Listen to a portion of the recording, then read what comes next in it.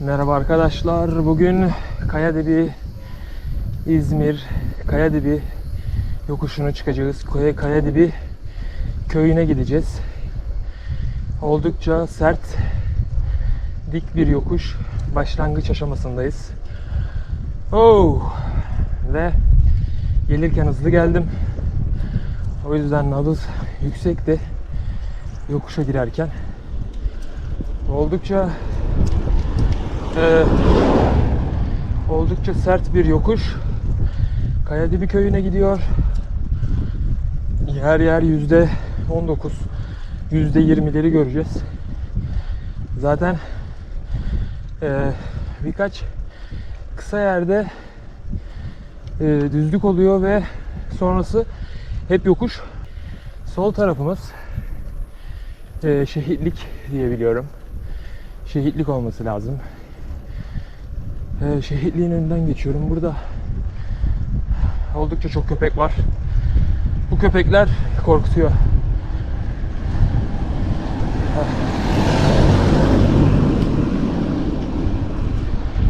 Arabalar bile ağır ağır çıkıyor. Artık açacak vites kalmadı. Sakin çıkacağım. Çünkü bir önceki gün bacak antrenmanı yaptım. O yüzden yani cumartesi günü yaptım. O yüzden bacaklar zaten bitik. Yüklenmeyeceğim. Arabalar da en sakat yerlerde geliyor yani.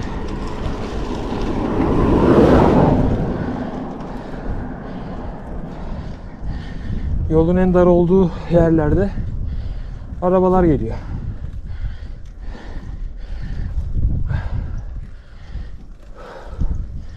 Buradaki yollar dar. Köy yolu olduğu için bir yerde. O yüzden dar yollar. Karşımızda ev K4.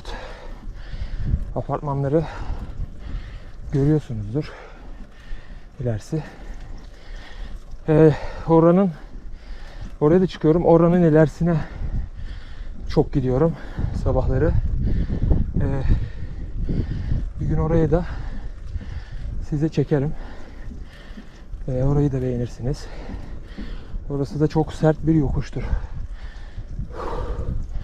Lastiklerimi şişirdim. Lastikler inikti. Yokuş çıkarken lastiğinizin şişik olmasına özen gösterin. Yoksa lastik yola yapışır. Yolla olan temasın yokuş çıkarken özellikle az olması oldukça önemli, ama inerken de yatmamaya fazla virajlarda dikkat edin. Yolun yapısına göre, zeminin yapısına göre hareket edin. Kayarsınız. Çünkü lastikler şişikliği unutmayalım. Lastiklerin inişte verimli olması için inik olması gerekiyor. Çünkü yere daha çok yapışsın ki yol tutuşu artsın. Buranın sevdiğim tarafı sakin, sessiz. Kafa dinlemelik. Çünkü biz bisikletçiler yokuş çıkarken kafa dinleriz. Nabız 179. Nabız 179. 180 üzerine kadar yolumuz var ama bu tempoda gideceğiz. O yüzden sakin, rahat, korkusuzca gidebiliriz. Evet, sonunda düzlüğe geldim. Bir su içeyim. Burası dinlenme noktamız. Buranın sonrasındaki yokuş yanılmıyorsam %19 veya %20 olması lazım. Sanki düz duvara tırmanıyoruz. Of, buradan göz kırpıyor. Ağaçların arasından. Buranın en sert yokuşu. Burada bir nefes aldırıyor zaten. Burada diyor biraz dinlen sen. Burada biraz dinlen. Az sonra diyor senin diyor nabzını alacağım ben. Az sonra nabzını alacağım diyor. Sen birazcık dinlen diyor bana. Of. Bu ne? Arkadaşlar, yokuş çıkmanın belli bir tekniği vardır. Bu tekniği kavradığınız zaman yokuşlarda bacaklarınız birazcık daha az yorulur. Ama bu tekniği çıka çıka hissetmezsiniz çünkü kendinize özeldir. Kendinize göre bulursunuz. Bulduğunuzda ne demek istediğimi anlayacaksınız.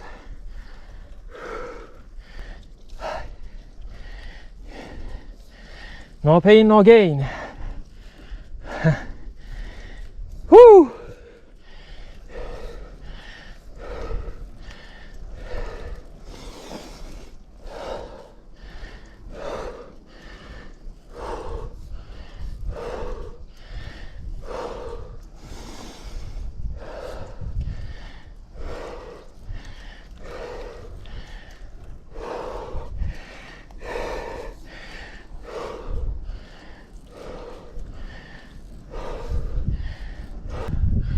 Sert. Oh, çok sert. Şu yukarıda yüksek gerilim hattı var. Bir gün gene bu saatlerde buradan tırmanıyorum. Tek başımayım. Nabız olmuş 1500. Kulaklarımda garip garip sesler duymaya başladım. Vuv diye sesler geliyor. Sonra kafayı bir kaldırdım. Tellerden gerilim sesleri. Yüksek gerilim elektrik geçiyor. Dedim İrfan, oğlum bu tel koparsa seni kızarmış bifteye çevirir. O yüzden hızlan. Ve hızlandım. Ama kaçamıyorum. Çünkü biri bitiyor. Bir diğeri başlıyor. Ya arkadaş, anlamıyorum şuradaki çukurlar nedir ya? Ya nasıl çukur, nasıl yol ya? Nasıl patlıyor bu yollar ya? Aklım ermiyor. Yolun ortası kuyu, yemin ediyorum ya.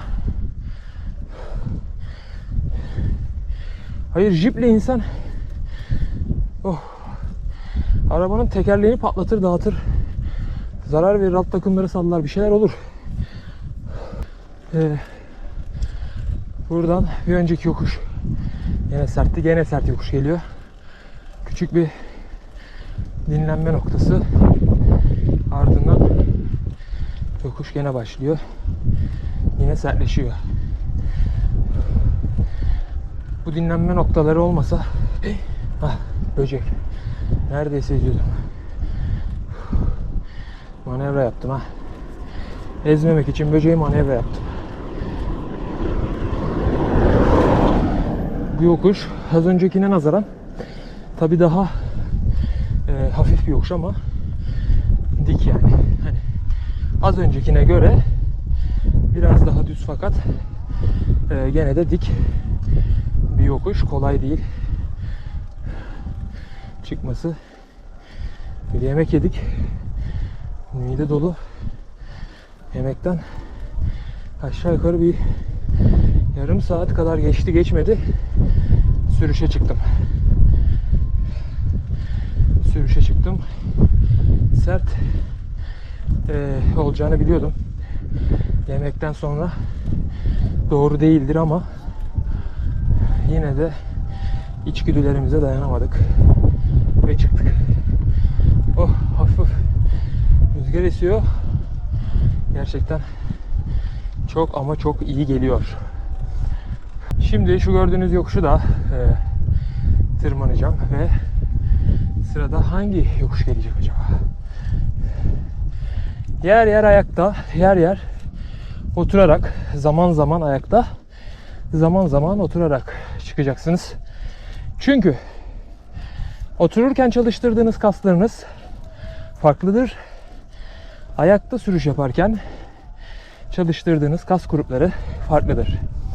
Ayakta çıkarken oturarak çıktığınız kasları dinlendirirsiniz.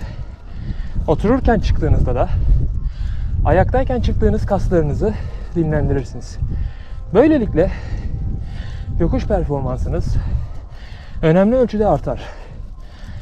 Ve düzenli bir şekilde çıkmayla, sürüş yapmayla alakalı artar. Performans gelişimi devamlılık gösterenler için kaçınılmazdır. Ve güzel bir dinlenme noktası. Şurada size ufak bir görüntü göstermek istiyorum. Kulaklarım çıtır diyor. Oh, İzmir. Şu şekilde. Ne çıkmışız be. Ne tırmanmışız. Şuraya bak. Evka 4. Burası Evka 4 artık bitişi. Ben şöyle gördüğünüz gibi köylerin olduğu yerlere, dağ tepelere de tırmanıyorum. Bir gün olursa orayı da size çekim yapmak isterim. Mutlaka yaparım inşallah diyelim. Şurada arabaların indiği yoldan zaten geldim. Aşağısı yine görüldüğü üzere İzmir. Yolumuza devam ediyoruz arkadaşlar. Güzel bir dinlenme noktası. Bir su molası. Küçük size İzmir manzarası gösterdim. İzmir manzarasını bir nebze de olsa size gösterdim. Çıktığımız yolları göstermiş bulundum. Ve küçük bir dinlenme noktası yakaladım. Düz bir yol. Burada dinleniyoruz. Bu sürüş, dinleniş ve arkasından yine oldukça sert bir yokuş. Viraj döndüğümüzde bizlere hoş geldin diyecek. Ve yokuş ufak ufak başlıyor.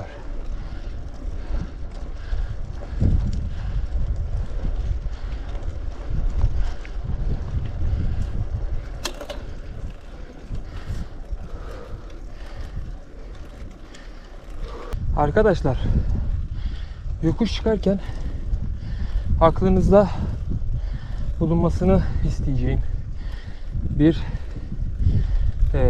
nokta var. O da şudur.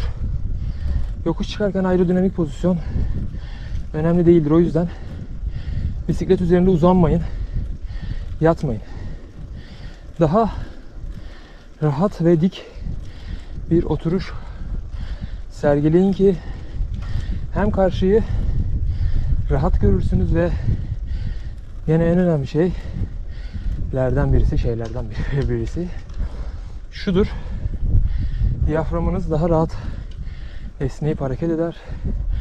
Bu şekilde akciğerler daha rahat şişer ve daha nabzınız rahat olur. Daha az olur. Ya da siz daha rahat hissedersiniz. Evet. İşte Kayadibi köyü. Geldik. Yol düzleşti. Bir yokuşun arkasından daha mutluluk. Mutluluk ve umut. Su içelim. Arkadaşlar. Şimdi biraz sakin, rahat gideceğiz. Nabzımızı hem biraz toplarız hem de birazcık konuşuruz. Belki birçoğunuzun kafasında şöyle bir düşünce vardır. Yokuş çıkmam için, rahat çıkabilmem için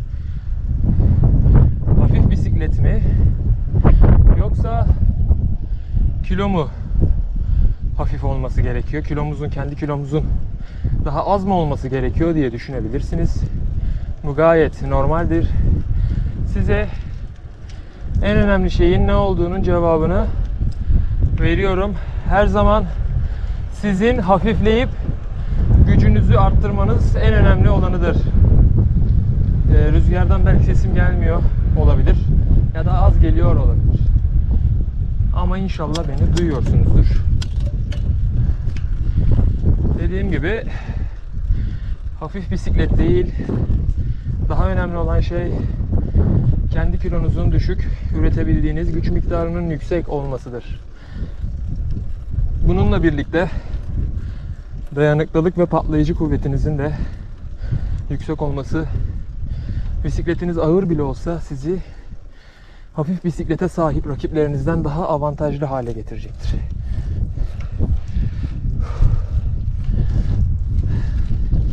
Bunu asla unutmayın. Çünkü benim bisikletim bisiklet sürdüm. evet, bilgileri veriyor. Kilometre seni 5 dakika 38 saniye götürdü. Geçerli kalp atış hızı 149.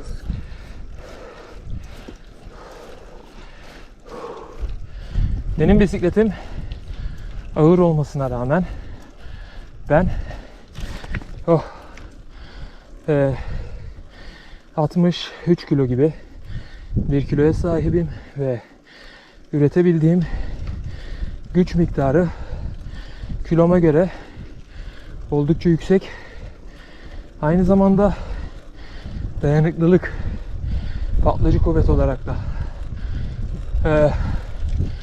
kendime nazaran, yani kimseyle yarıştırmıyorum tabi kendime, ama iyiyim. O yüzden hafif bisiklete sahip insanları geçiyorum. Onlardan daha iyi performans gösterebiliyorum. Yani diyelim ki 80 kilo, %15, %20 yağ oranına sahipsiniz. Aerobik kapasite, anaerobik kapasite gelişmemiş. Dayanıklılık yeterli miktarda gelişmemiş. Diyelim ki bu vücuda sahipsiniz ve 5 kilo 6 kilo bisikletiniz var. Ya arkadaş, zaten diyelim ki yani 80 kilosan 85 kilosun. Senin fiziksel kondisyonun düşükse zaten sen yürüyerek bile çıkamazsın. Bundan dolayı önce kilo düşecek. Aynı şekilde kondisyon artacak ve sonra bisiklet, ekipman değişimi. Burası İzmir'in meşhur sert yokuşlarındandır. Yani burayı bilen bisikletçiler buranın nasıl sert olduğunu da çok iyi bilirler. Burayı çıkmak bile başarı sayılabilir. Yani ben yer yer kayıt alıp size konuştum ama aslında bayağı yol teptik tabi. Yani görünmeyen onca yol var. Şimdi ne yapacağız? Camiden su dolduralım. Suyumuzu tazeleyip yolumuza devam edelim. Aman bu köpekler bize bir saldırırsa var ya, kafayı yerim.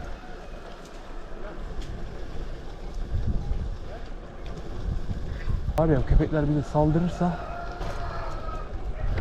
işimiz biter.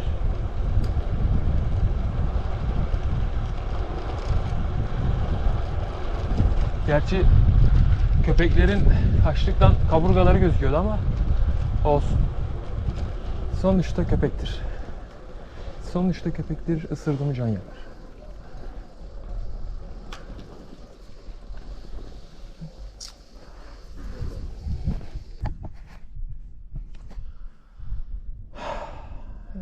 Evet. iniş yoluna geçiyoruz. Bisikletimiz burada. Ve biz artık gelinebilecek en yüksek tepeye geldik. Ne demişler? En yüksek tepenin sonrası sert bir iniştir dostlar. Biz de inelim. Hadi go. On my clock, in this cock, mask on my face. Hesitate to give me some, I'ma catch a murder case.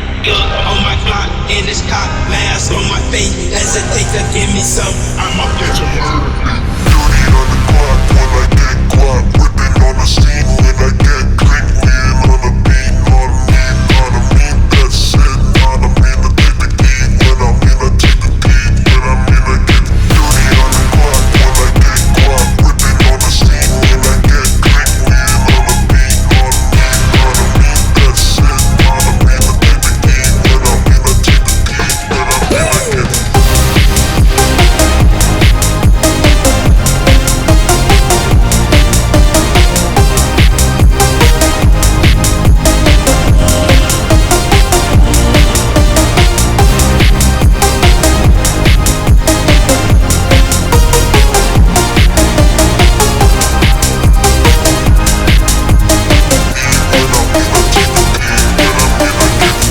On my clock, in this cock, mask on my face. Hesitate to give me some, I'ma catch a murder case.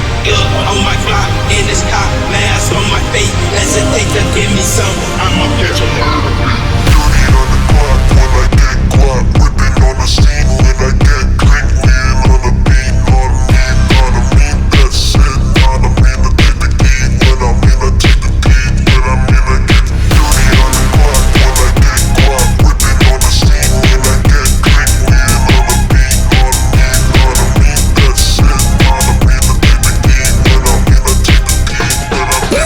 I take the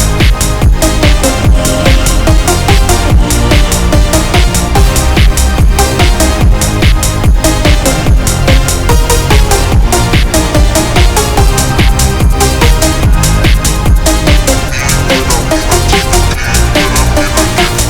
On my clock, in this cock, mask on my face. Hesitate to give me some, I'ma catch a murder case. On my clock, in this cock, mask on my face. Hesitate to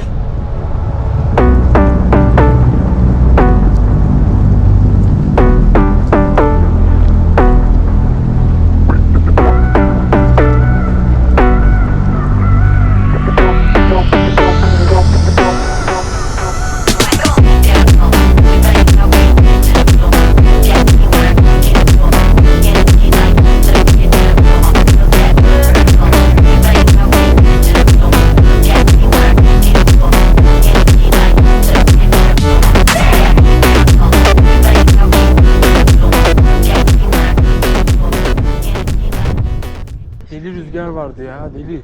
Acayip yani. Kendi sesimi duyamıyordum ya rüzgardan. İnişin de verdiği etkiyle umarım küçük bir tatlı iniş videosu olmuştur. Yaşa Mustafa Kemal Paşa yaşa. Adın yazılacak bu Cevher Paşa. Ne mutlu Türk'üm diyene. Hay hay.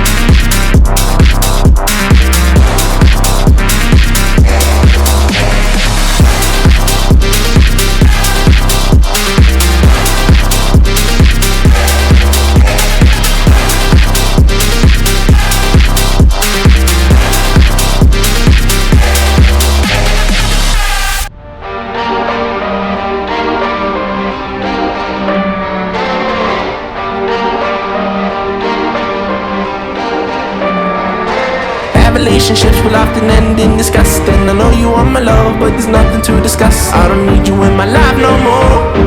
I don't need you in my life no more. I got no money, it's getting sunny, but I still feel cold. I've been nose running, you funny, you going